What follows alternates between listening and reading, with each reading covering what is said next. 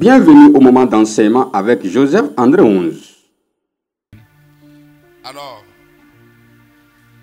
la conquête de votre destinée en Christ, c'est ça le thème. Alors, je vais faire un résumé rapide et on va continuer. Alors, j'ai expliqué que quand on parle de destinée, on voit destination. Cela veut dire qu'il y a quelque part où tu dois arriver. Et j'ai expliqué que tout le monde est venu dans ce monde pour accomplir un but. J'avais expliqué que si tu n'as pas accompli cela, il n'y aura pas de paix pour toi. C'est pourquoi toute personne ici qui prophétise sur toi que tu vas accomplir ta destinée au nom de Jésus. Yes. Il faut que tu accomplisses ce pourquoi Dieu t'a amené sur la terre. Et je vous dis la vérité, ne prenez pas ça à la légère. Le fait d'être chrétien n'est pas suffisant. Étant chrétien, il faut accomplir le plan de Dieu. Alléluia. Amen. Alors, quand nous avons fait la définition, en deuxième position, nous avons dit, expliquer, comprendre que la destinée existe. J'ai expliqué que la destinée est quelque chose qui existe. Nous avons vu à travers Jérémie 1, par exemple, que Dieu avait dit à Jérémie qu'avant même qu'il ne vienne dans le monde, il était connu. Et j'ai expliqué qu'avant qu'il ne vienne sur la terre, là, tu existais déjà. Nous sommes tous des esprits humains. On existait déjà. Vous savez, une fois, le Seigneur a amené Maman Kina dans une expérience prophétique. Je n'oublie jamais que le Seigneur avait donné un temps qu'il allait lui montrer quelque chose. Et le jour là, quand l'heure est venue, effectivement, le Seigneur l'a amené pour lui montrer ces choses-là. On lui a amené dans une salle. On a appelé la salle des esprits futurs. Donc, il y a une salle où les esprits qui doivent arriver sur la terre, là, il y a un endroit où ils sont tous là. Alléluia. Amen. Et le Seigneur lui a montré ça. Donc, sache qu'il a dit à Jérémie, avant que tu ne sois formé dans le ventre de ta mère, je te comment? Le Dieu des esprits, dans le domaine spirituel, le monde des esprits est un monde très organisé. Quand elle est revenue, elle me dit que c'est comme ça, on m'a amené dans la salle des esprits futurs. Moi, je n'étais pas étonné. Maintenant, quelles sont les autres choses qu'on lui a dit là-bas? Alléluia. Amen. Gloire à Dieu. Alléluia. Donc, la destinée existe. Et avant qu'un esprit ne vienne sur la terre, je pas bien, Dieu t'appelle comme ça. Tous les esprits qui sont venus dans ce monde-là, on t'appelle. Et maintenant, on te parle, on te dit, voilà ce que tu dois faire. Toi, tu seras ici. Voilà. J'ai pas le temps, c'est là, j'allais vous montrer dans la Bible, on dit ils sont inscrits. Donc, ça veut dire donc tout ce que tu dois faire, on te dit ça. Et on t'envoie sur la terre. Le défi est que quand l'esprit là qui a quitté le monde invisible maintenant sur la terre, sa mémoire, tout ce qu'on lui a dit là, c'est effacé. Maintenant sur la terre ici là, celui qui t'a parlé là-bas, il est encore sur la terre. Donc, tu dois te connecter à lui maintenant pour qu'il te révèle ce qu'il t'a dit dans l'autre monde. C'est ça la réalité des humains sur la terre. Alléluia. Amen. Est-ce que vous comprenez? Donc la destinée existe. Tu as une mission sur la terre. Est-ce que tu connais cette mission? Écoutez-moi bien, je vous en supplie, ne soyez pas seulement chrétien. Venez à l'église à soir chaque dimanche, adorer puis partir. Non. Le but est que nous venons l'adorer afin d'avoir la connaissance de lui et la connaissance de notre identité complète.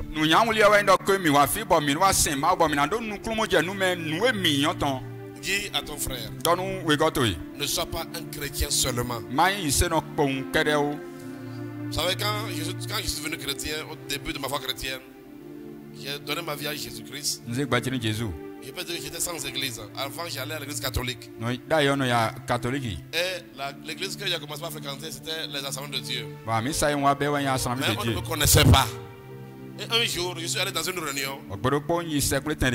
Et il y avait les paroisses, l'église là, c'est-à-dire que les autres paroisses, les autres quartiers étaient présents. Donc, c'est un endroit rempli au moins de peut-être 200 personnes comme ça. C'était au Togo. Et puis le pasteur disait, délégation, c'est comment on dit, délégation de Godomé, il se levait. Mais en vérité, je n'étais dans aucune délégation. J'étais venu juste assister à la réunion. On dit délégation de Calavi, il se levait. Mais ça délégation de Akasato, les gens se levaient. Mais ce qui m'a étonné là, le pasteur a subi à quelqu'un qui ne s'est pas levé. Dans cette foule là. Donc on dit que tout le monde se levait, mais comme je n'étais dans aucune délégation, je venais de me convertir au fait. Et j'ai appris qu'il y a une réunion. Et moi aussi, je suis allé. Donc, mon levé, je trouvais que cette réunion ne me concernait pas, mais j'étais là. Maintenant, le pasteur, quand tout le monde s'est levé dans la salle, il dit il y a quelqu'un qui ne s'est pas levé. Et on dit que la personne n'a qu'à se lever. Il était obligé de me lever. Et le pasteur m'a dit mais toi tu viens d'où? Et le jour où je n'ai jamais dit au pasteur, moi je suis chrétien seulement. Alléluia. Je n'étais dans aucune délégation. Je suis seulement comment? Non, dis à ton frère, je t'en supplie, ne sois pas chrétien seulement. Alléluia. C'est-à-dire, tu as une destinée, tu es venu dans ce monde pour un but. Mais vous savez, ce qui ne t'applique pas à connaître ça, nous nous appliquons à connaître les mathématiques. On s'applique à connaître les finances. On s'applique à connaître la médecine. Mais en ce qui concerne notre destinée, ça doit faire l'objet de notre investigation spirituelle. Alléluia. Alors, je prie pour toi que dans cette saison, que Dieu vraiment te donne qui te montre la totalité de ta mission sur la terre, de Jésus. Il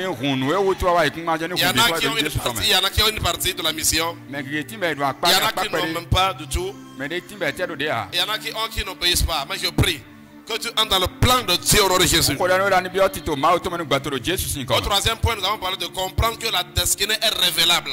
Donc, et nous avons vu comment Dieu s'est révélé à plusieurs pour leur dire voilà ta mission sur la terre. La fois passée, nous avons dit, on a développé comprendre que la destinée est ratable. J'irais bien les enfants pour nous, s'il vous plaît. On a dit que la destinée, tu peux rater ta destinée. Vous savez, en vérité, Samson, il a raté sa destinée en vérité. Après la mort de Samson, Israël a trop souffert. Parce que ce n'était pas prévu qu'il puisse mourir prématurément. Allez finir. Quand Samson est parti, il n'y a plus eu un juge qui est venu en même temps. Il y a eu un vide. Il y a eu un vide. Parce que trouver quelqu'un pour régner sur un peuple, c'est pas facile. C'est quand Samson est parti, après ça que Israël, en fait, il y avait une guerre ethnique, c'est-à-dire, on parle de guerre civile. Après la mort de Samson, Israël a connu une guerre civile. Ils sont commencés par se combattre entre eux. Pourquoi? Parce que le roi qui devait régner sur eux, le juge là, il est mort prématurément. Je prie pour toi. Tu ne vas pas mourir prématurément au nom de Jésus. Tu ne vas pas mourir prématurément au nom de Jésus. Samson s'est livré entre les mains vraiment d'une femme étrange. Et elle a fini avec lui. Est-ce que vous comprenez? C'est pourquoi après lui, il y a eu des problèmes avant que Israël ne retrouve encore un leader. Donc tu peux rater ta destinée. Yes. Donc, nous avons expliqué ça la fois passée. Maintenant, je vais au cinquième point. Le cinquième point, c'est quoi? Les facteurs intervenant dans l'accomplissement de la destinée. Pour que tu accomplisses ta destinée, il y a des facteurs. Alléluia. Donc, nous allons voir quand même un premier facteur, mais je vais essayer de dire ce quoi nous allons parler. Donc, le premier facteur, c'est rencontrer Christ. On va en parler. Donc, le deuxième facteur, c'est connaître Christ. Le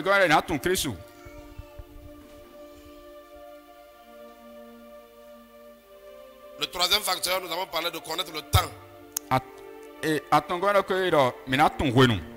Le quatrième facteur, nous avons dit connaître vraiment l'endroit. Il y a un endroit attaché à ta destinée. Nous avons le facteur aussi professionnel. Donc, à Zonzin, à l'Ico de Soudé.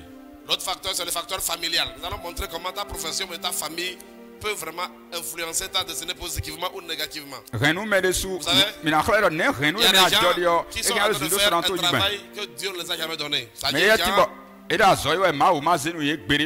parfois ça peut réussir pour toi, mais si ce n'est pas Dieu qui te demande de faire ce travail, tu n'auras jamais la paix sur la terre.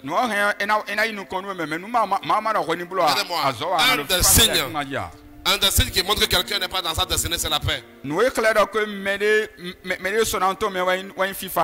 dis la vérité, la paix. Et là, tu seras étonné que tu vas avoir tout, mais tu n'as pas la paix. Il y a des gens qui se trompent que si quand je vais avoir ceci là, si on me donne un avion privé, maintenant j'aurai la paix. Mon frère. Il y en a qui disent que quand je vais avoir ma propre maison, quand j'aurai un terrain. Il y en a aussi qui disent que quand je vais avoir un mari ou une femme, je vais avoir la paix. Non. La paix n'est pas dans le mari ou dans la femme. Non, non, non. La paix est en Jésus-Christ. Alléluia. Et quand tu es en Jésus-Christ là, et que tu veux te marier, ce n'est pas le mari qui t'apporte, c'est toi qui apportes la paix. Alléluia. C'est nous qui apportons la paix à un endroit. Ce n'est pas l'endroit qui nous donne la paix. Non, non, non. Il y en a qui ont le vécu d'aller en France, ils seront contents. Parce que la France va le changer. La France ne peut pas te changer. C'est Jésus qui change. Alléluia. Si Jésus te change, c'est toi qui iras changer la France. Alléluia. Ce n'est pas un pays, ce n'est pas une nation. C'est-à-dire que c'est toi qui es la lumière des nations. En fait. Aucun pays ne peut changer la vie de quelqu'un. C'est Christ qui change la vie. Et quand il te change dans n'importe quel pays où tu entres, tu vas changer les choses. En fait, c'est toi qui transportes la gloire de Dieu, en fait. Alléluia. C'est pourquoi Christ qui voit que vous êtes la lumière du monde. Il n'a pas dit que le monde sera... Non, vous êtes la lumière du monde. Le jour de Dieu te dit que tu iras vivre en Suisse, par exemple. Sache qu'il t'envoie en mission pour éclairer ce pays. Tu as un rôle à jouer.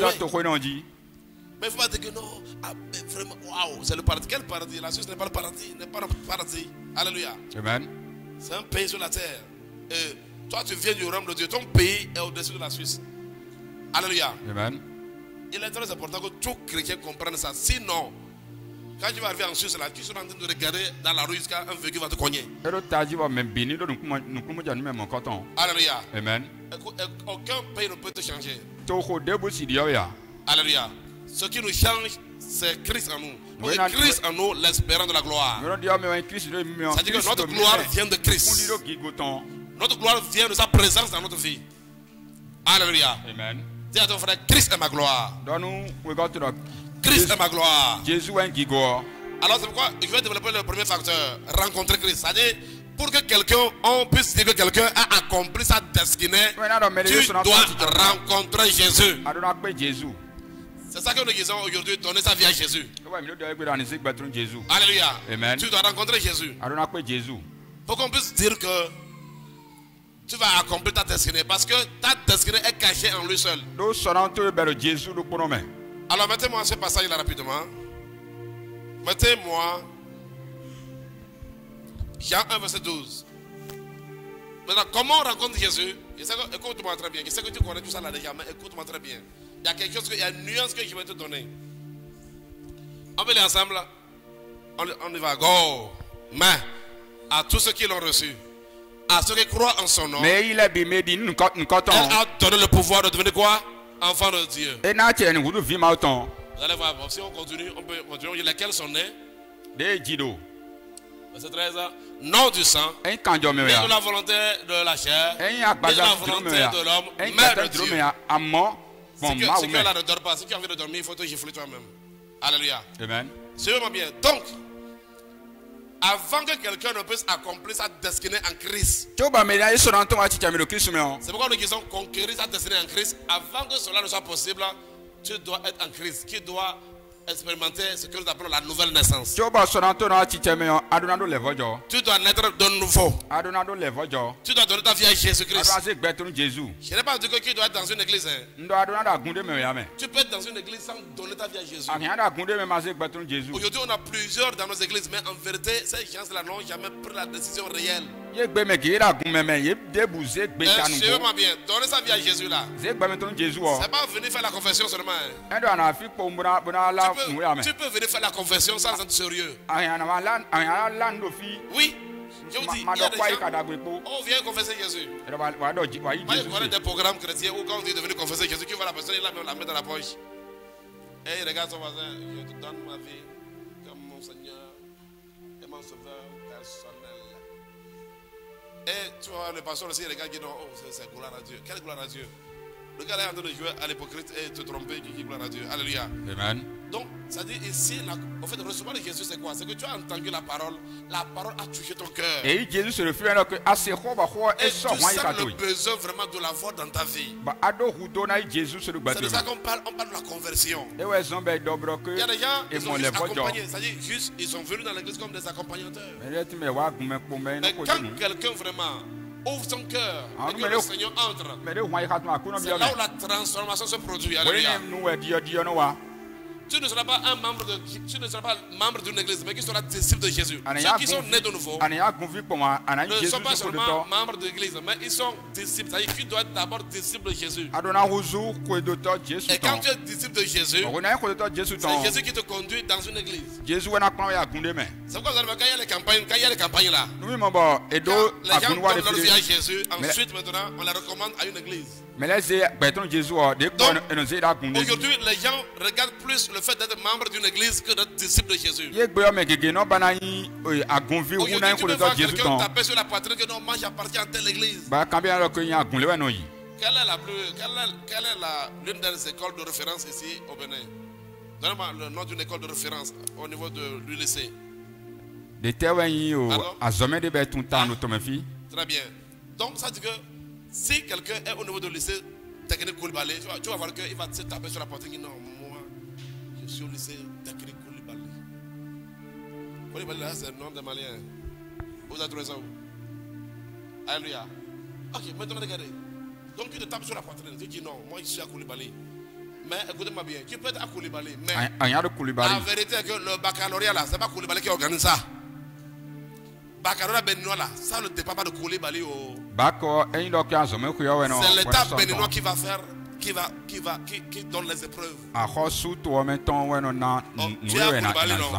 Tu as composé, nous allons voir. Et il y en a qui échouent aussi piam. Ils échouent aussi rapide que l'éclair. Mais il est à Koulibaly. Donc le fait d'être à Koulibaly n'est pas une garantie que tu deviendras un étudiant un jour. Donc ça veut dire que tu peux créer que tu es à Koulibaly, mais tu n'es pas un élève vraiment qui suit les normes et les standards de là-bas.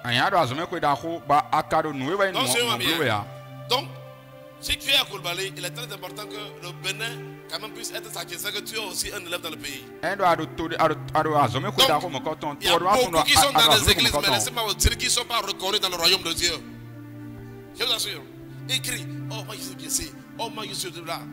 Ils se tapent. Moi je dis souvent aux gens, j'ai interdit à mes fidèles de prendre l'église pour se taper sur la poitrine. Tapez votre poitrine avec Jésus-Christ. Alléluia. Ce n'est pas l'église qu'on présente. Présentez Christ, je vous assure. Non. Sinon, ça sera comme des partis politiques aussi. Aujourd'hui, c'est ce qui se passe. L'église est devenue affaire de partis politiques. Non. Avant d'être membre de l'église, on doit d'abord être disciple du Seigneur. C'est pour cela que beaucoup sont dans les églises, mais quand il y aura l'enlèvement, quand Jésus va revenir, ils vont partir. Quand Jésus va venir, ils ne sont pas stressés. C'est comme celui qui a échoué au baccalauréat. Beaucoup vont échouer au baccalauréat céleste. Et le baccalauréat céleste, c'est l'enlèvement. Alléluia. Yes. Demande à ton voisin, est-ce que Dieu te reconnaît dans son royaume? Demande-lui ça. Cette reconnaissance passe par une véritable nouvelle naissance. Et la nouvelle naissance véritable là, amène forcément une conversion sincère.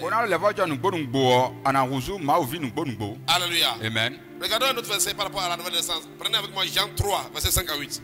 Jean 3. Jean 3, verset 5 à 8.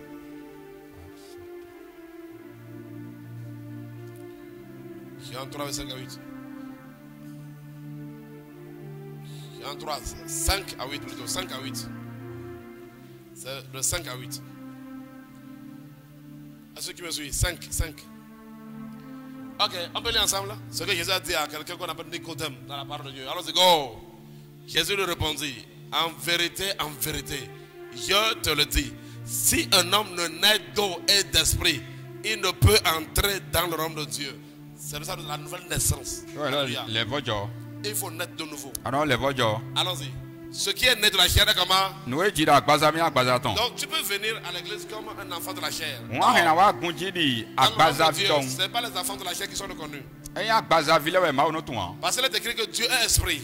Il faut que ceux qui l'adorent en esprit. Demande à ton voisin, tu es rentré ici dans la chair ou bien en esprit? Demande-le. Demande-le, tu es rentré ici comme un enfant de la chair ou bien un enfant?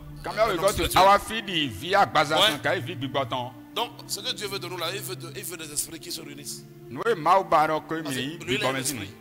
C'est pourquoi la nouvelle naissance est une naissance spirituelle. C'est pourquoi quand quelqu'un donne sa vie à Jésus aujourd'hui, il ne redevient pas bébé physiquement, mais il redevient bébé spirituellement.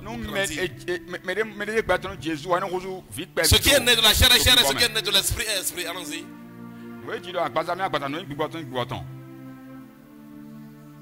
Ne t'étonne pas que je t'ai dit, il faut que vous naissiez de nouveau. Donc ça c'est une naissance spirituelle. Maintenant regardez ici là, ce verset, pourquoi je veux qu'on puisse lire ça? Ce verset montre que quelqu'un qui est né de nouveau, en même temps sa destinée commence en Christ. Le vent souffle où il veut. Tu entends le bruit. Mais tu ne sais d'où il vient ni où il va. Il en est ainsi de tout homme qui est né de l'esprit. Regardez, on dit d'où il vient et où il va. Tu vois là-bas la définition de la destinée. Cela veut dire quoi? D'où il vient et où il va, c'est Dieu qui connaît ça. Alléluia. Donc celui qui est né de l'esprit, il est comme du vent. Il y a où il a quitté et il y a où il va. On dit que toi tu ne peux pas savoir, mais lui il peut le savoir. Celui qui l'a créé peut lui révéler cela. Et celui qui l'a créé sait d'où il vient et où il va. Alors tu es comme du vent, tu as quitté quelque part et tu vas quelque part. Je prie que là où Dieu t'amène que tu arrives au nom de Jésus. Là où Dieu t'amène que tu arrives au nom de Jésus. Alléluia. Amen. Deuxième chose que nous devons savoir, quand tu es né de nouveau c'est bien, mais ce n'est pas suffisant. Dis à ton frère, être né de nouveau est bien, mais pas suffisant. Que c'est maintenant que ça a commencé. Être né de nouveau, c'est comme quand on t'accepte au lycée Koulibaly, en classe de seconde. C'est ça, non? Et vous savez que parfois, pour qu'on accepte d'inscrire, c'est pas facile, hein? C'est pas tout le monde comprend, vrai ou faux? Donc, être né de nouveau, c'est comme toi, on t'a accepté. Désormais, on dit, tu es élève au lycée Koulibaly. C'est déjà bien. Alléluia. Tu es considéré comme un lycéen. Oui, un chrétien. Alléluia. Mais maintenant, ce n'est pas suffisant. Quand tu rentres dans le lycée, en classe de seconde, il y a vraiment un chemin à suivre maintenant. Alléluia. Amen. Alors, quel est ce chemin? Qu'est-ce qu'il te faut? Il te faut avoir la connaissance au lycée Koulibaly. Quand on t'inscrit, ce qui suit maintenant, c'est la connaissance de ce que tu allais chercher là-bas. C'est pourquoi le deuxième facteur qui intervient dans l'accomplissement de ta destinée, c'est connaître Christ. Tu dois connaître Christ. Je vous dis la vérité que beaucoup de chrétiens ne connaissent pas Jésus. Je vous dis cette vérité. Je vous assure. Les gens pensent que connaître Christ est tellement important, mais les gens s'en fichent. On vient à l'église, on saute, on danse, on crie Alléluia, Amen. Et on est là. Quand on entend parler des fétiches, on a peur. Quand on entend parler des vaudous, on tremble. Quand on voit un cafard, on crie. Donc, deuxième chose, c'est que tu dois connaître Christ. Prenez avec moi Jean 8, verset 12. Jean 8, verset 12. C'est là où je vais m'arrêter même avec vous. Connaître Christ là. Et chrétien, c'est deux choses, deux facteurs. La nouvelle naissance. Et tu dois revoir ta vie. Est-ce que vraiment tu as vraiment accepté Jésus? Est-ce que ta nouvelle naissance, est-ce que tu as confessé Christ? Est-ce que tu es vraiment né de nouveau? Si ce n'est pas le cas, tout à l'heure, missionnaire juste va prendre le micro, va faire appel, viens donner ta vie à Jésus. Et moi, il m'a dit, et doit nous voir nous combattre contre Jésus, nous voir nous combattre. Il a donné sa vie à Jésus plusieurs fois. Alléluia. Amen. Ce qui n'est pas sûr, c'est-à-dire qu'il faut que l'engagement soit sincère. On bêta ni on bêta dans nous. On te dit que comme tu as confessé, mais quand tu confessais, le pasteur lui ne sait pas si ta confession est sincère. Et donc, Jésus l'a connu quoi? Ma osewa toi tu dois nous donner là. Tu es venu dans une église, on te dit viens confesser Jésus. Awa qu'on dit bédo. Et tu es venu confesser Jésus juste pour accompagner quelqu'un. Si aujourd'hui on demande viens confesser encore, je t'assure. Confesse. La dernière fois quand j'étais au Mali, j'ai demandé ceux qui veulent vraiment donner leur vie au Seigneur. La femme d'un pasteur est venue. Oui. Elles ont demandé au Mali, bon, maintenant, ils ont Jésus, bon, pasteur, c'est ainsi de quoi. Pas de venir. Parce que tu n'es pas de femme de pasteur sans avoir connu le Seigneur. Rien, pasteur, c'est ainsi, sans avoir rencontré le Seigneur. C'est vrai. Alléluia. Ce n'est pas les femmes de pasteur qui sont reconnues, c'est les disciples de Jésus. Un pasteur, c'est ainsi, lève toi. Jésus ton l'air. Alors, Jésus leur parla de nouveau et dit, je suis la lumière du monde. Celui qui me suit ne marchera pas dans les ténèbres, mais il aura la lumière de la vie.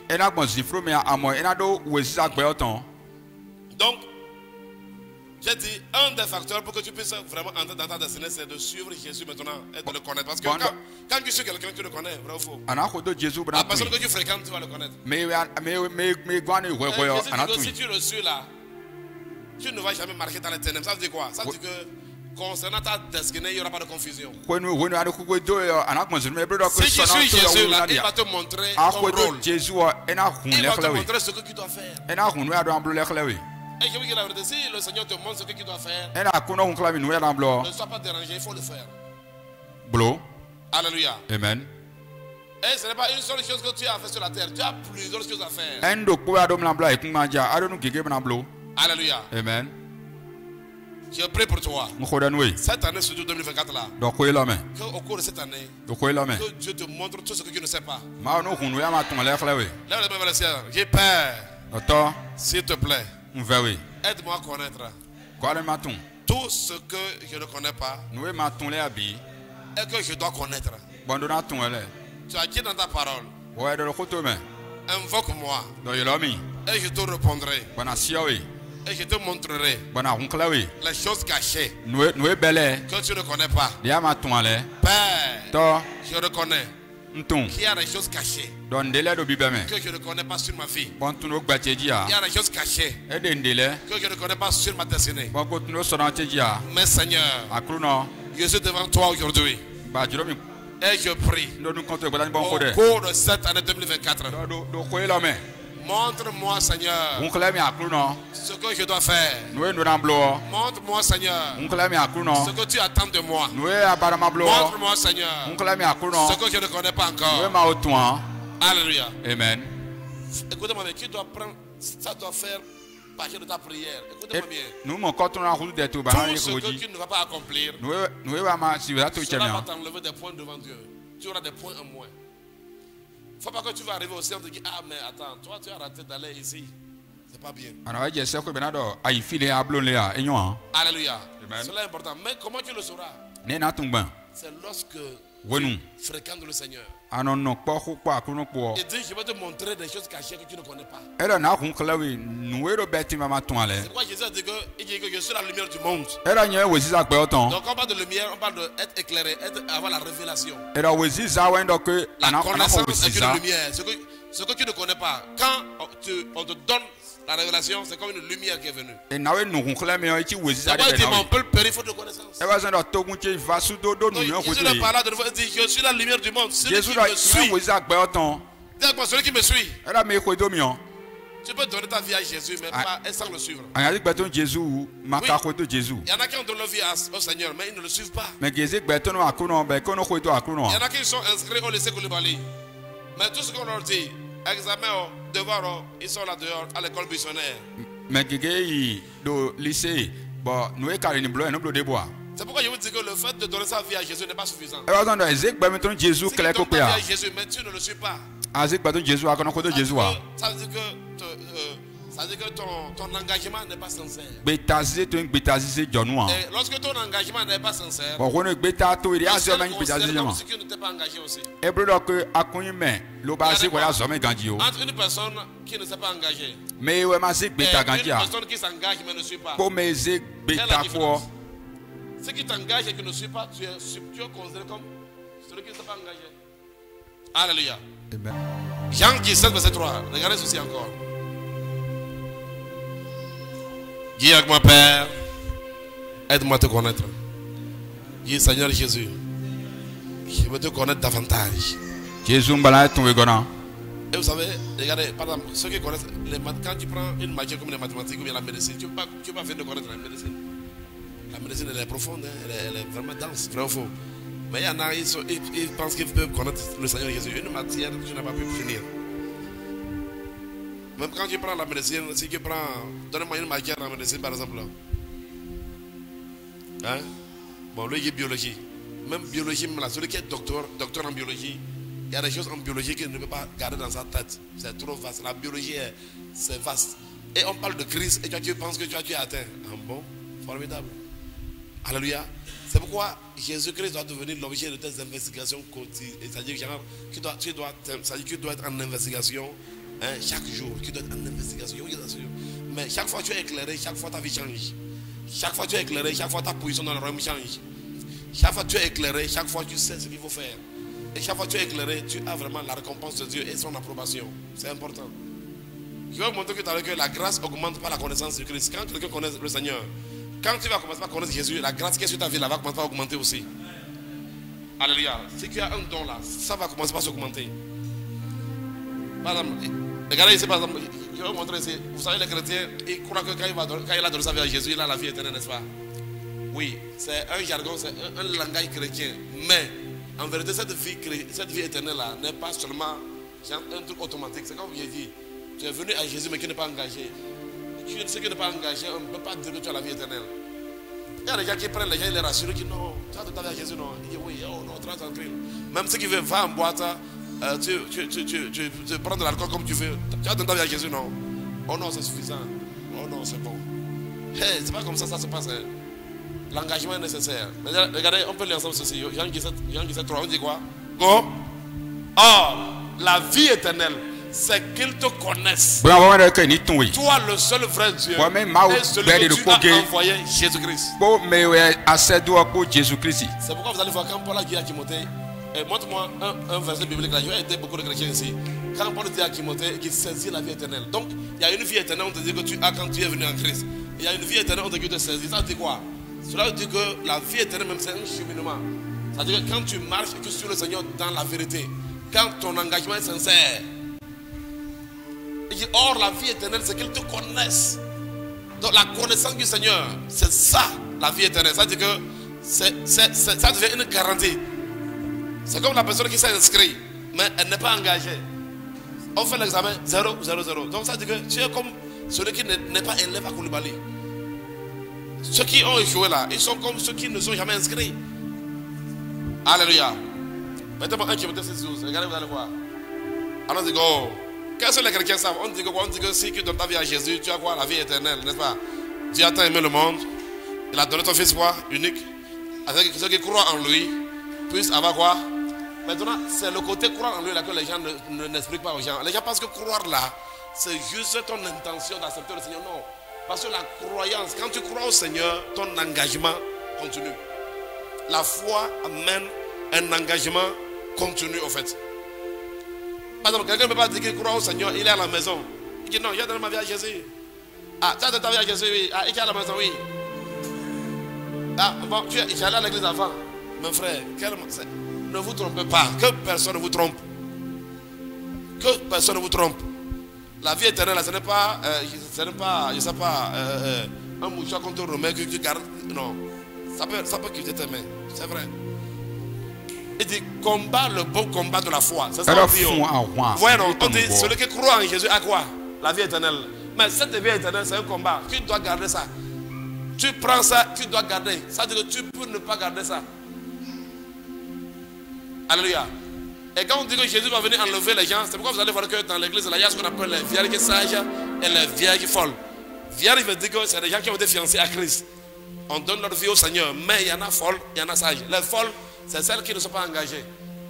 Alléluia. Je vais parler dans la parabole parce qu'il y a beaucoup de choses qu'on peut voir là-bas.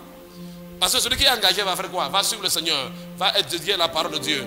Tu dis que tu as donné ta vie à Jésus. On dit étude biblique zéro. Si tu appelles les chrétiens pour enseignement, ils ne veulent pas. Ils veulent juste la prière. Toi, tu es juste un profiteur. Hein? Tu es juste un profiteur. Sérieux. Il y a des gens, quand le ciel les voit là, c'est que lui il est venu juste pour dépouiller Dieu. C'est-à-dire, genre, il est venu là-bas, non. C'est-à-dire, genre, il a son magasin, il dit bon, je prends les choses qu'il te pose. Mais si Dieu le dit, bon, je veux tout, je te veux, il dit non, merci. Donne-moi ce que je veux. Ce que je veux, je ne suis pas là. Combat le bon combat de la foi. Saisis la vie éternelle. Regardez maintenant, ici, ce passage nous dit tout. Combat le bon combat de la foi. Et qui saisit la vie éternelle à laquelle tu as été appelé et pour laquelle tu as fait une belle confession en présence d'un grand nombre de témoins. Nous avons fait de la confession. C'est-à-dire que cette confession que nous avons faite là n'est pas tout. Cette confession n'est qu'une inscription, ce n'est qu'une entrée en matière. Et à cause de ça, beaucoup de chrétiens sont égarés aujourd'hui. Parce qu'ils sont sûrs, même si je suis en boîte, même si je suis parmi les prostituées, moi j'ai confessé Christ et c'est suffisant. Faux! C'est un évangile qui est venu de l'enfer pour égarer beaucoup de personnes. Un super évangile de la grâce. Un super évangile de la grâce. C'est clair. On dit, tu as fait une belle confession. Nous tous on a confessé Christ. Mais lui il a confessé, mais on lui dit de saisir. Comment il saisit? Par le bon combat de la foi. Tu as cru au départ. Tu dois croire jusqu'à la fin. Ce n'est pas croire au Jésus au départ. Tu dois croire au Jésus jusqu'à la fin. Et ton engagement prouve que tu crois jusqu'à la fin. Celui qui vaincra, on dit, celui qui persévérera jusqu'à la fin sera comment? Mettez-moi ce passage là. On dit, celui qui persévérera jusqu'à la fin sera comment? Mettez-moi ça. C'est une persévérance. Donc ne dites plus aux gens que non, comme tu es venu, tu as confessé Jésus, c'est fini. On dit aux gens non. Je connais un gars, j'étais en train de voyager au Nigeria avec des frères. Et un gars me dit non, tu sais, un jour j'ai dû pleurer. Et j'ai pleuré, j'ai dit à la personne confesse Jésus là.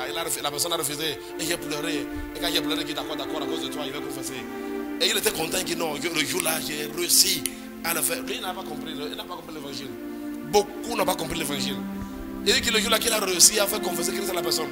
Est-ce que c'est la personne qui a confessé Christ pour avoir pitié de toi et qui te glorifie? C'est écrit quoi? Mais, allons-y. Celui qui va faire quoi? Donc ce n'est pas juste une entrée en matière. Tu as cru et tu es venu. Ta foi doit demeurer jusqu'à la fin. Donc désormais ne disons plus aux gens que non, donnez votre vie à Jésus, c'est suffisant. Pardonnez, je vous assure. Ce n'est pas l'évangile. C'est pas l'évangile. On dit que si tu confesses de ta bouche le Seigneur Jésus, et tu crois dans ton cœur que Dieu l'a ressuscité d'entre les morts, tu seras sauvé. Mais cette croyance-là, ce n'est pas juste croire aujourd'hui, demain c'est fini. Cette croyance-là doit être confirmée par ton engagement et ta persévérance. C'est la persévérance qui montre que ta croyance-là demeure.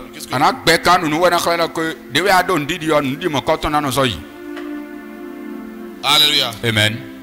Prenez avec moi 2 Pierre 1 verset 3. Alors je reviens sur la connaissance du Seigneur. Alors, donc je vous montre ce verset là pour vous montrer que vous devez chercher à connaître Jésus à travers la prière, la méditation de la parole. Quand on enseigne comme ça, quand tu viens aux enseignements, je vous dis mes frères, s'il y a une chose que je vous demande d'aimer plus que tout, aimer l'enseignement, je vous assure. Tu seras étonné. Ta vie sera transformée pour toujours. Le diable ne peut rien faire à quelqu'un qui est bâti sur la parole. Si tu es bâti sur la prophétie, le diable va finir avec toi. Prophétie. Oh non, mais. Prophétie, c'est comme un pain qu'on t'a donné. Alléluia. Même les prophètes, le diable finit avec eux. Je t'assure. Aucune prophétie. La parole de Dieu, c'est elle qui est la garantie. Alléluia. C'est la parole de Dieu. Aucun don spirituel n'a une garantie. Mais c'est la parole qui est la vie. Et qui doit demeurer dans la parole. Tu dois aimer la parole. Dis à ton frère, aime la parole de Dieu. Dis-lui, désire la parole de Dieu. Alléluia. Amen. Dis-lui, avale la parole de Dieu. Dis-lui, aime les enseignements. Aime les enseignements. Parce que par l'enseignement, Dieu te bâtit. Et tu es bâti comme celui qui est bâti sur le roc. Alléluia. Amen. Donc ici, quand tu vas aimer, comment tu vas connaître le Seigneur? On ne connaît pas l'enseignement. Quand tu fréquentes quelqu'un, tu ne commences pas à avoir la révélation sur lui. C'est-à-dire que la révélation vient des informations qu'on te donne. Et c'est ça l'enseignement. Alors regardez, il dit, comme ça, divine puissance nous a donné tout ce qui contribue à la vie, à la piété. Au moins de la connaissance de celui qui nous a appelés par sa propre gloire et sa vertu. Donc la connaissance là, nous donne quoi? La connaissance du Seigneur, c'est ça qui fait que la divine puissance nous a été donnée. Donc, la connaissance. Donc, dans notre royaume, celui qui a la connaissance a le pouvoir. Celui qui a la connaissance marque la puissance. Vous savez, j'ai vu le diable faire tomber de grands hommes de prière. Il y a des gens qui le voyaient prier beaucoup. Mais en vérité, il est exactement comme une machine de prière. C'est-à-dire que quand tu le places à côté, tu peux créer une machine aussi qui passe la machine. Il prie beaucoup, mais en vérité, il n'a aucune relation avec le Seigneur. Sa prière est juste une manière de recevoir du Seigneur tout court. Mais quand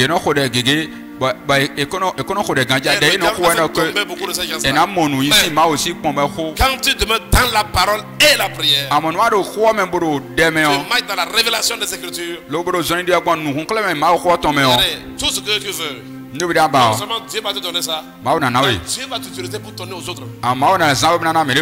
Je te vois être utilisé par Dieu. Je te vois être utilisé par Dieu. Les gens vont te regarder et dire non, toi tu as la connaissance. C'est la lumière. Cette lumière c'est quoi? C'est la connaissance. À travers toi qui éclaire le monde. Alléluia. Amen. Alors regardez, on va encore voir une chose sur cette grâce là. 2 Pierre 1 verset 2, vous allez voir. Donc quand tu as la connaissance, la grâce, les compétences, si tu as quelque chose, ça commence à augmenter. Cette année tu vas augmenter au nom de Jésus. Amen. Dans votre famille vous allez augmenter au nom de Jésus. Amen. Tes enfants vont augmenter au nom de Jésus. Amen. Il y a comme une augmentation. Il y a comme une onction d'augmentation. Cette onction va venir sur toi tout à l'heure. Tout à l'heure, alléluia. Allons-y, on peut l'ensemble. Allons-y, go. Que quoi? Que la grâce et la paix vous soient comment? Par quoi? Ouais. Donc la connaissance de Dieu multiplie. Donc la grâce peut se multiplier. Quand on dit la grâce, c'est quoi? La grâce vient de charisme. Veut dire quoi? Un don. C'est-à-dire que tout ce que Dieu t'accorde peut se multiplier. Cela veut dire que ça peut ne pas se multiplier. Mais comment la multiplication vient? Par la connaissance. Ça veut dire que si tu as un ministère là, et que tu entres dans la révélation, ce ministère va grandir. Alléluia. Tu as des talents et que tu entres dans la dimension de la connaissance. Quand tu commences à connaître le Seigneur, forcément tu vas connaître ton identité. Et la connaissance vient par quoi? La fréquentation du Seigneur. Dis à ton frère, fréquente le Seigneur. Vous voyez, pourquoi nous fréquentons l'école? On fréquente l'école pour faire quoi? Nous fréquentons l'école pour avoir la connaître. Dis à ton frère, comme tu as fréquenté l'école, apprends à fréquenter le Seigneur. Qui sont ceux qui sont d'accord avec moi que vraiment aller à l'école est vraiment parfois ennuyeux? Non, parfois, non, moi-même que vous voyez ici là, non. J'étais un spécialiste des plongeons. Alléluia. Est-ce que vous comprenez? Non, parfois tu te lèves sincèrement. Parfois même tu regardes le professeur, tu as piqué de lui, tu as envie de l'engager quoi. Est-ce que vous êtes arrivé de prier pour qu'un professeur ne vienne pas? Moi-même je suis dedans. Non, parfois oh vraiment. Et puis quand on dit non, que quand le responsable dit que le prof a appelé qu'il ne vient pas, oh, on se tape contre la main. Mais ça là, c'est au cours primaire là, c'est au cours primaire que c'est pire.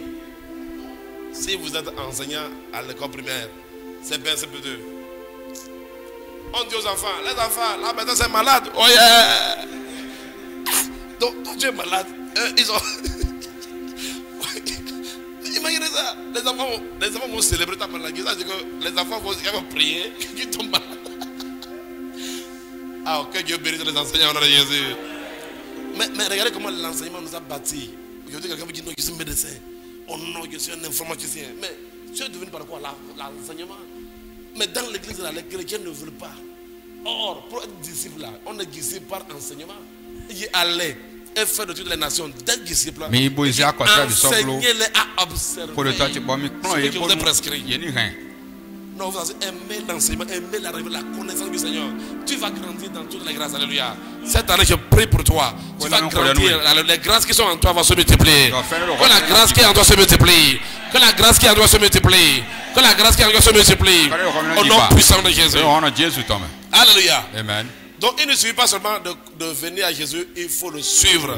Il faut fréquenter Jésus. Dis à ton frère, il faut fréquenter Jésus. Et quand tu fréquentes Jésus, il va commencer par lever en toi. Il y a des choses qui disent non, ça je ne veux pas, ça je veux, ça là non, non, c'est pas bon. Vous savez, avant d'aller à l'école, on pensait que c'était la lune, oui, c'était le soleil.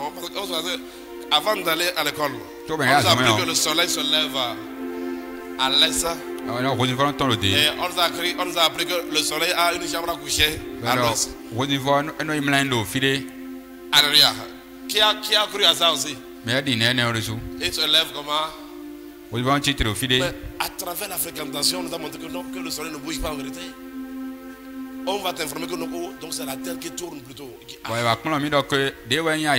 ça dit quoi? Ça dit que l'enseignement enlève en toi tout ce qui est mensonge. Bien que ce qui est faux. Donc, quand tu viens au Seigneur, quand tu ne commences pas à fréquenter Jésus, c'est lui qui commence à te montrer que non, ça c'est faux. Alléluia. Amen. Et c'est ce que nous voyons ici par exemple. Là. Prenez avec moi Matthieu.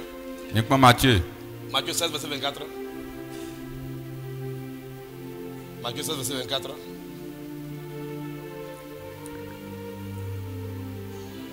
Allons-y rapidement. Allons-y vite, vite, vite. Matthieu 16, 24. En tout cas, on aura besoin vraiment de quelqu'un pour nous interpréter ici. Ouais, celui qui est à la banquette technique, c'est lui qui fait tout, il interprète. Allons-y, go. Non, c'est quoi? C'est Matthieu 16. Matthieu 16.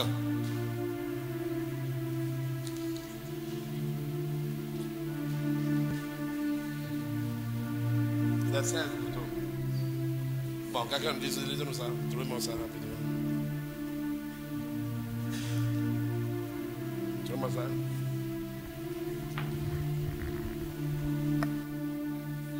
Il dit quoi?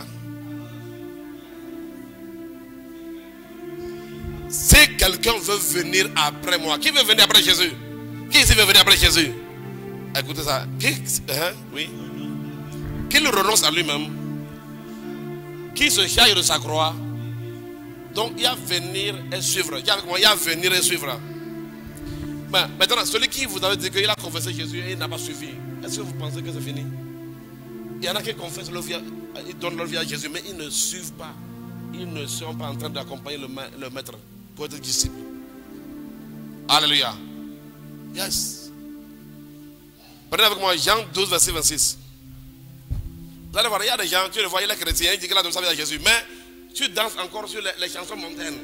Tu écoutes Kofi Olomide, tu danses. Est-ce que tu connais ton identité même?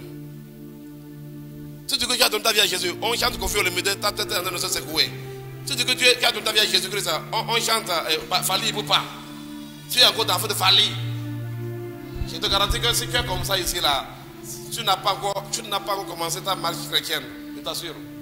Le jour où tu vas commencer ta marche chrétienne, vous savez, quand j'ai donné ma vie à Jésus, il y a des choses que le Seigneur m'a dit. Toi, d'abord, imaginez ça, c'est en quelle classe là? C'était au collège.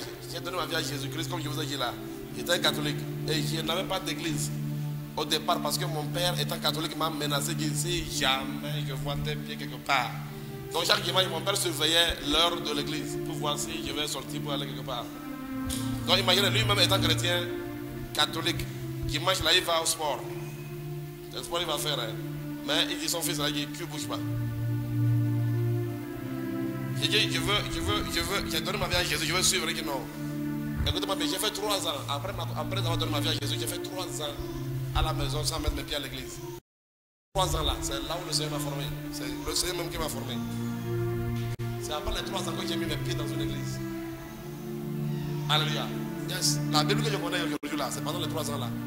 Pendant les 3 ans, le Seigneur m'a dit aujourd'hui, toi, désormais, tu vas plus sur feuilleton. En ce temps, au Togo, on faisait marimar. Marie-Marc,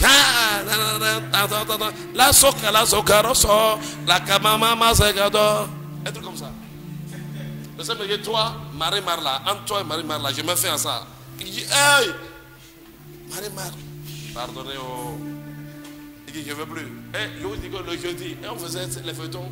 C'est pas aujourd'hui qu'on fait feuilleton sur de la télévision comme on veut là. Ensuite, on faisait les feuilletons seulement jeudi. Et quand jeudi vient là, toute la maison se retrouve sur la télévision. Moi, je rentre dans ma chambre et je suis là-bas. Parce que le Seigneur dit, je ne veux pas, ça c'est le monde. Et vous savez quoi, quand j'étais devenu pasteur là, un jour, je me un peu l'histoire, les gens qui aiment ce feuilleton. Tu connais feuilleton plus que la Bible là. Ta vie là, ça sera les pleurs et la souffrance et la tristesse. Je vous dis la vérité.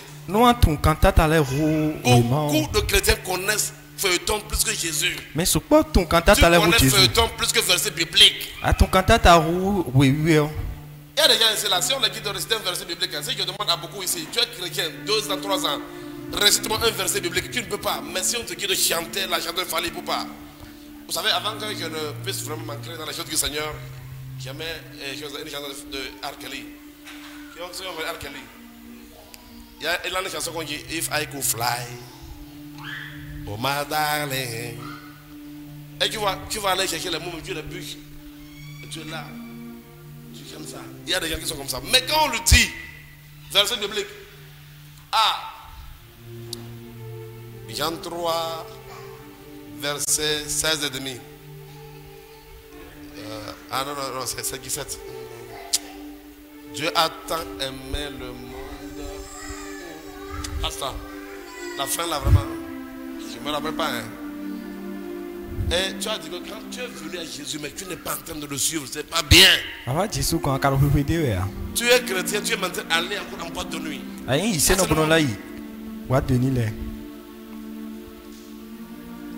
Tu danses encore sur les chansons.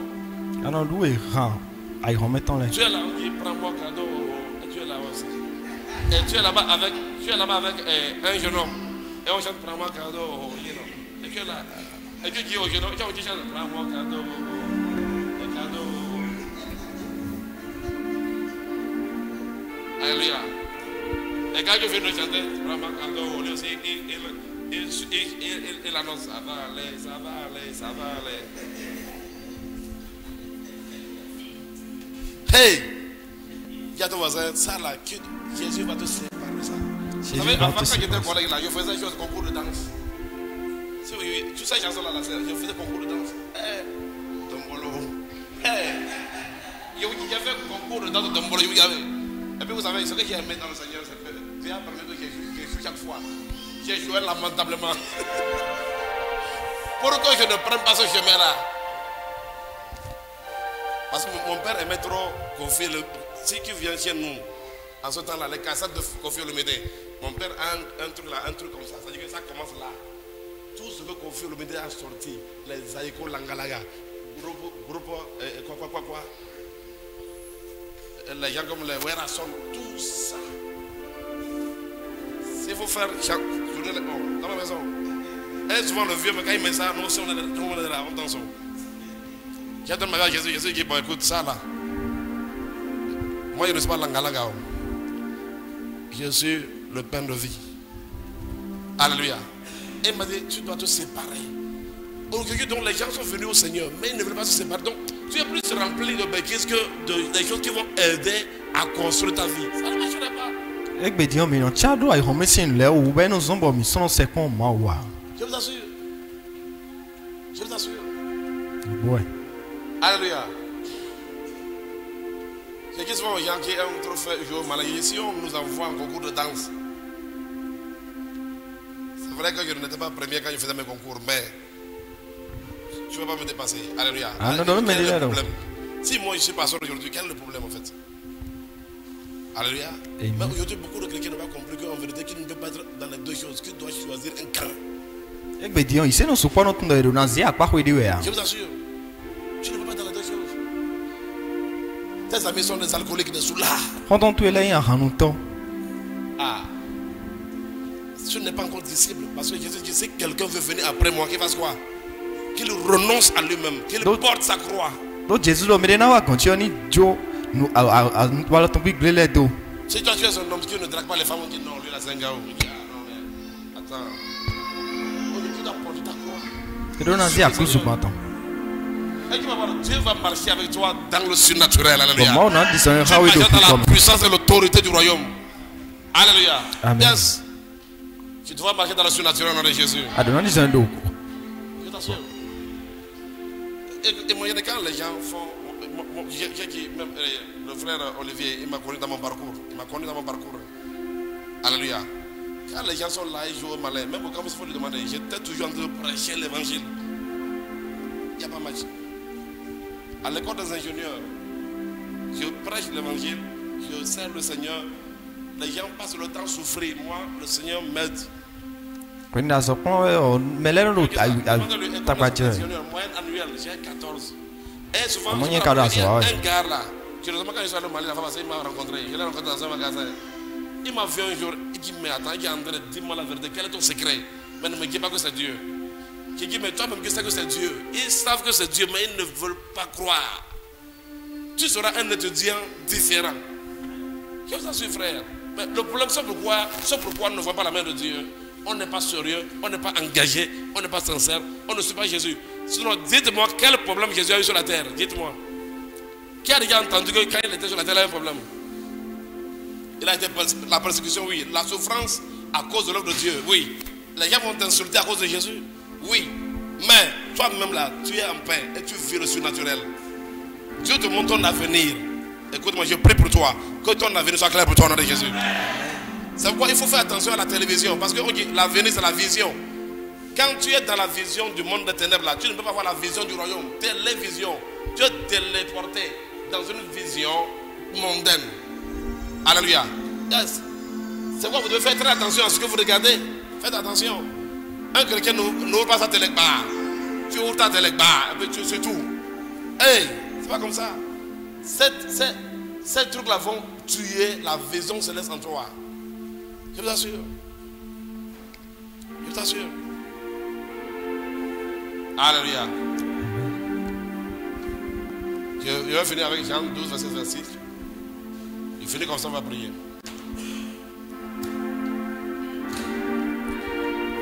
Allez, on va continuer. La prochaine fois, je vais parler du facteur le temps. Le temps, il y a un temps qu'on t'a donné. Il ne faut pas traîner. Alléluia. Même pour le mariage, il y a un temps. Il y a un temps pour tout. Et nous allons prier. Nous allons voir comment s'aligner sur le temps.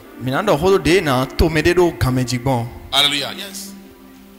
Vous savez, il y a un temps pour lire un livre. Si tu ne lis pas le livre dans ce temps-là, au moment où tu vas vouloir lire ça là, ça te sera plus compliqué. Le Seigneur m'a enseigné par exemple que par rapport au ministère, prenons le ministère. Il m'a dit un jour que je ne jamais laisser que 2 anges viennent opérer au même moment dans ma vie pour, dans un temps, ça va que ça alourdir les charges. Alléluia. Ça dit que parfois, on peut envoyer un ange en mission dans ta vie pour faire certaines choses.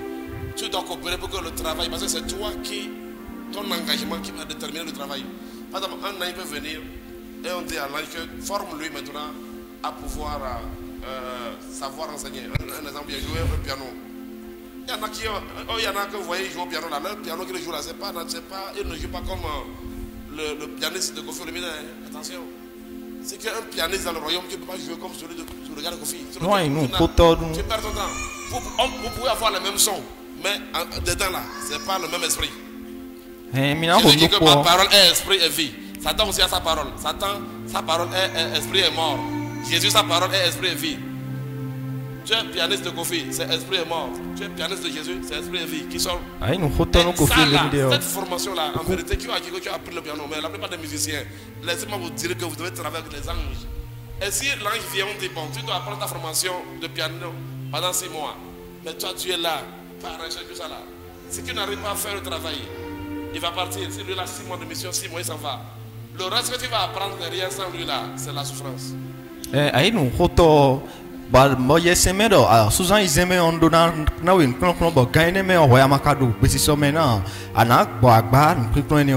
à ton voisin, arrête de danser sur les chansons mondaines. Dis arrête de danser les chansons mondaines. Dis-le, tu es chrétien. Je vous assure, c'est pas possible. Quand moi je vois ça vraiment, Le jour où Dieu va vous ouvrir les yeux, là je vous parle comme un prophète, le jour où Dieu va te montrer ce qui sort d'une musique mondaine, tu vas comprendre. Nous on ne peut pas faire ça, avec les yeux qu'on nous a donnés, non, il ne peut pas faire ça. Parce que écoutez-moi, une musique mondaine, la musique de ces gens-là, vous ne savez d'abord ce qu'ils ont fait, mais une musique peut crucifier ta vie sur 40 ans. Yes. Pourquoi il y a certaines personnes, ils sont oppressés dans leur maison. Tu es oppressé dans ta maison parce que ce que vous jouez dans la maison, l'atmosphère que vous créez dans la maison est une atmosphère favorable aux démons. C'est favorable aux démons, je vous assure. Je prie que Dieu, Seigneur, ouvre leurs yeux, Père. Je prie que Dieu ouvre tes yeux. Je t'assure. Vous savez, quand tes yeux sont ouverts, là où moi je suis là, je vous assure qu'il n'y a pas une somme que tu vas me payer pour qu'aujourd'hui, moi, je prenne une musique mondaine, jouer dans ma maison. Et ça va arriver comment? C'est la folie, moi. Il y a des musiques, quand vous jouez ça, là, les sirènes sont libérées dans la maison. Et les sirènes peuvent posséder la maison pour 100 ans.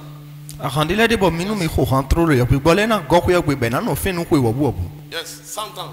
Et ça là que je vous dis là, par exemple, là, je suis en train de vous dire un cas vrai, que je vous parle comme ça. Quand vous jouez la musique là, parce que ces gens-là, c'est une dédicace qu'ils ont fait. Ils ont dédié leur chanson au diable. Et la plupart de leurs chansons là, ils chantent des sirènes, ils chantent même des sirènes. Et les gens sont étonnés qu'ils ne peuvent pas dormir dans leur maison. Ils sont pressés. Tu fais des mauvais rêves. Toi,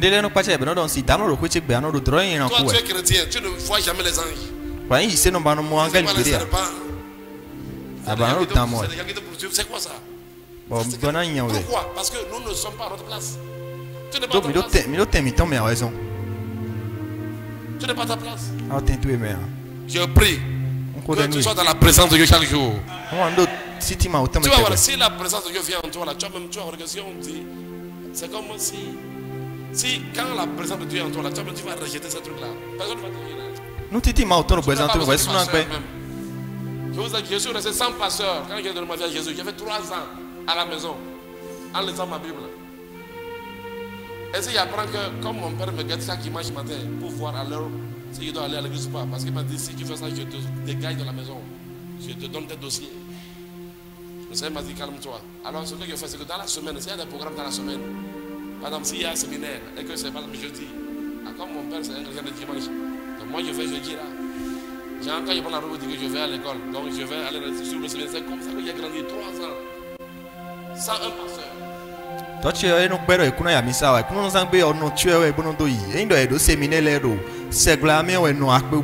La force c'est quoi? La force c'est la parole. Tu dois connaître la parole. C'est en lisant, vous savez, avant là, quand j'étais de l'autre côté et les gens venaient pour parler de Dieu, je dis non, vous êtes désorganisés. Nous avons un papa et nous sommes comme ça. Tout ce que c'est ma gueule qui parlait seulement. Mais quand ils sont rentrés dans la parole de Dieu, j'ai appris que tout doit être, il est écrit. Il est écrit. Un chrétien là, quand il parle là, ça, il est écrit. Ce n'est pas, nous on est comme ça, nous on fait ceci. Non, ça, il est écrit. Que connais-tu de la parole de Dieu? Imaginez un ingénieur, vous allez sur un terrain, il n'a pas un langage d'ingénieur. On va sur un terrain, on te prend un ingénieur, on t'amène sur un chantier, et qui parle gynécologie, tu parles pédiatrie. Les gens vont te récupérer, mais lui, il a quel problème ici? Bravo.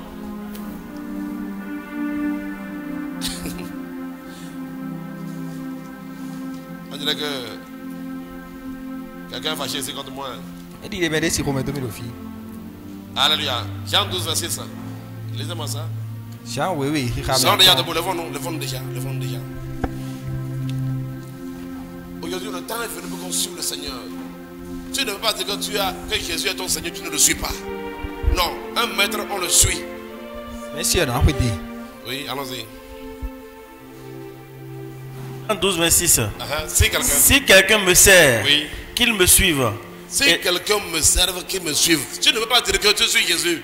Et c'est toi le grand dragueur du quartier. Tu es le grand bourreau de jupons. Il y en a qui disent non, c'est nous. Comment ça? Vous savez, je vous dis la vérité que si ce n'est pas Jésus, si j'allais des bandits, non, je ne sais pas si les gens me déplacer. C'est pourquoi quand je vois les gens bandits, ça me fait rire seulement. Je vous assure. Quand je vois des bandits, les apprentis bandits là, je ris. Mais j'ai compris que dans ce monde-là, soit ça, ça dit ceux qui veulent d'un côté là, soit vraiment dedans. C'est ça. Moi, je suis comme ça. Si je vais d'un côté, je suis vraiment bien dedans. Il n'y a pas à peu près. Yes. Et là, tu excelles. Mais il y a des chrétiens. Tu es chrétien. Mais toi encore qui es le grand dragueur du quartier. Et tu as confessé Jésus.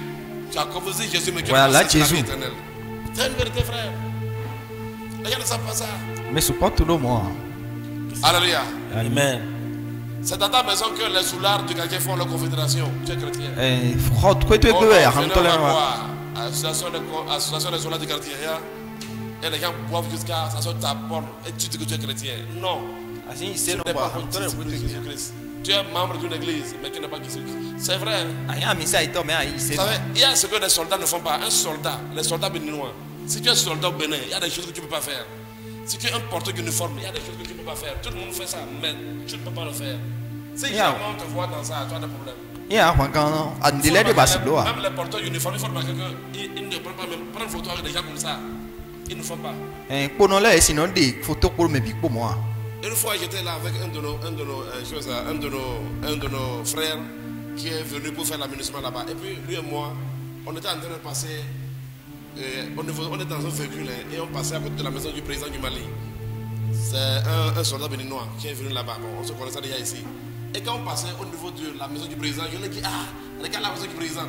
J'étais étonné, je lui ai dit, regarde la maison du président, sa tête est tout devant. Il n'a pas tourné la tête. Quand on a dépassé, après, il m'a dit, mon frère, ce que tu ne sais pas, que tout ce que tu dis là, c'est entendu là-bas. Nous avons une vidéo pour ben pour nous border, mais quand on gagne nous quand et nous donner de pont. Il y a le système de surveillance. Tout ce qui passe, tu peux regarder la maison d'un président comme ça, tu as dit qui passe, tout ce que vous dites, même ceux qui transportent des fusils dans le véhicule, tout ça là, ils savent ça. Quand vous voyez la présence du Bénin là, vous pensez que tu passes seulement. C'est-à-dire que si tu es passé à côté de la présence là, toi, tu dois scanner. J'ai dit aux militaires, regarde la maison du président. Toi, tu es militaire béninois. Ici, on est au Mali. Moi, je ne savais pas que ça. Mais regarde, je l'ai montré avec joie. Quand il a mis ta tête comme ça, là, devant lui, il dit, oh, c'est quoi le gars là qui se passe ici là? Et quand on a dépassé maintenant, il me dit, attention, tout ce que tu dis là, c'est entendu là-bas.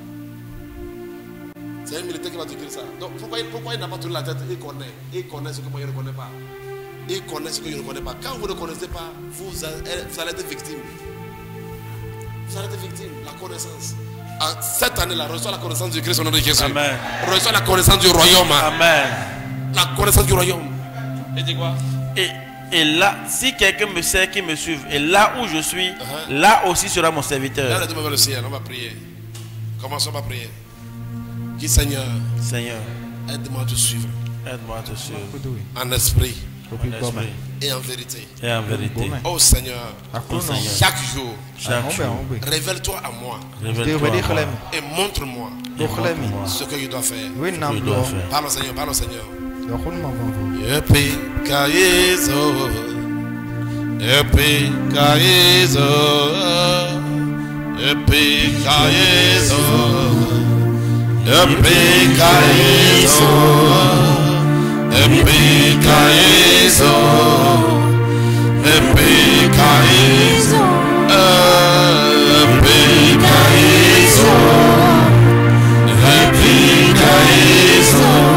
Parle au Seigneur, dis Seigneur, aide-moi. Vous savez, j'ai dit, Jésus-Christ, si on doit, il n'est pas une matière, alléluia, c'est la personne de Dieu. J'ai dit, si toi et moi on n'arrive pas à maîtriser nos domaines, ceux qui ont fait la couture, qui ne peuvent pas dire que tu connais tout en couture, et on parle de Dieu, alléluia. Alors parle au Seigneur, Seigneur, révèle-toi à moi chaque jour. Éclaire-moi chaque jour, alléluia. Je vous assure, quand il t'éclaire, la gloire de Dieu sera en toi, la présence de Dieu sera en toi. Et je vous dis que, vous savez, tu peux être en train de lire ta Bible comme ça, et une maladie va sortir de toi. Oui, la révélation de la parole de Dieu peut faire une maladie va disparaître dans ton corps. Alléluia. Tous ceux qui sont ici, je ordonne à toute maladie en vous de disparaître. Je commande à la maladie de disparaître. Je commande à la maladie de dégager. Parlons Seigneur. Et puis, Seigneur, je veux te connaître davantage. Révèle-toi à moi, montre-moi le chemin. Je veux te suivre. Tout ce qui est dans ma vie que je dois mettre de côté, Seigneur, aide-moi. Est-ce que tu es là au cours de la parole? Tu as entendu, tu es là, tu es ici, tu es chrétien. Mais tu continues d'écouter la musique mondaine. Tu vas à des endroits, tu te comportes comme si tu n'aimes. Au lieu que toi tu apportes la parole de Dieu aux gens, au contraire, c'est le contraire. La Bible déclare quoi? La Bible déclare que nul ne peut suivre deux maîtres à la fois. Alléluia. Nous devons renoncer au monde et suivre Christ en esprit et en vérité. Cela est important. Sinon, dans ta marche avec le Seigneur, ça sera comme Samson. Samson était puissant. Samson, il avait l'onction. Mais un jour, le diable avait fini avec lui parce qu'il y avait une faille. La faille, il a fait que le diable, je vais t'atteindre. Parle au Seigneur. Dis Seigneur, me voici. Je m'attache à toi aujourd'hui. Suivez les enseignements de Joseph André Onze sur nos plateformes sociales YouTube, Facebook, TikTok, Instagram. Abonnez-vous pour ne pas manquer nos prochaines publications. Envie de nous joindre?